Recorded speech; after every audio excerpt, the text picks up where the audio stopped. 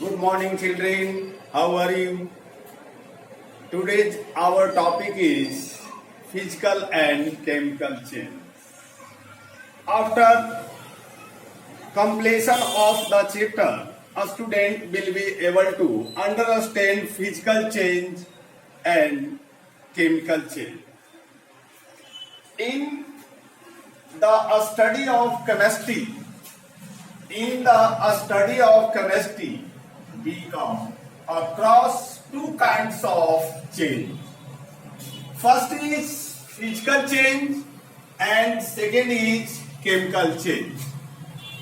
Change is universal phenomenon. Change takes place around us all the time, making a toast, dissolving sugar in water, a plant growing in the garden, a stretching a rubber band, folding a paper, etc.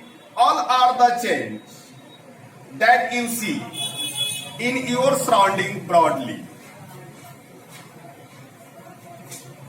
There are two types of change, physical change and chemical change. In this chapter, we shall study the nature of the change in details. What is a physical change?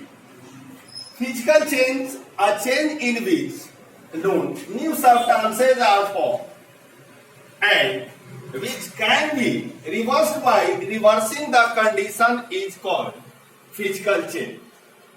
यानी physical change ऐसा change जो reverse हो जाता है, यानी इरिवर्स नहीं, यानी नया सब्सटेंस को फॉर्म नहीं करता है, यानी रिवर्स है. ठीक है, जैसे हम लोगों ने यहां लिखा है shape of the paper change we turn into pieces. जैसे एक कागज का लेकर के वो चार पार्ट में हम लोग टर्न कर देते हैं तो उसका शेप चेंज हो जाता है, लेकिन उसका प्रॉपर्टी लॉस नहीं होता है.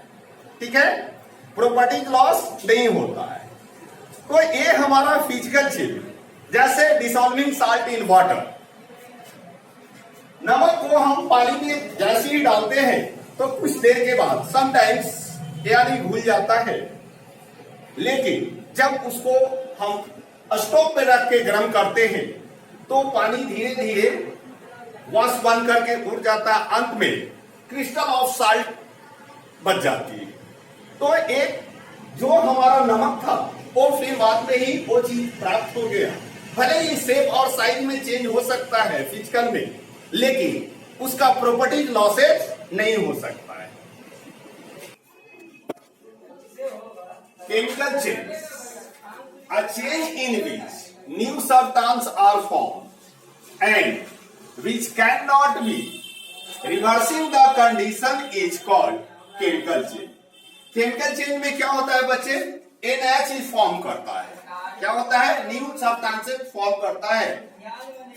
जैसे एग्जांपल कार्बन प्लस ऑक्सीजन.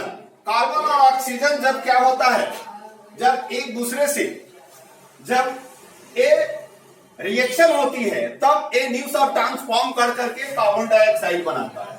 ठीक है, for example the burning of coal और वुड. जब कोयला या लकड़ी को जला दिया जाता है तो नया सब्सटेंस फॉर्म करता है और फिर वो लकड़ी नहीं मिल पाता है, नहीं कोयला रह पाता है. द रस्टिंग ऑफ आयरन, जिस तरह से लोहे का रड यदि हवा और पानी के साथ यदि छोड़ दिया जाए तो क्या होता है? रस्ट हो जाता है आयरन पे, तो उसको हम लोग बोलते हैं रस्टिंग ऑफ आयरन, यानी जंक लगना. उसको बोलते हैं क्या? जंक लगना.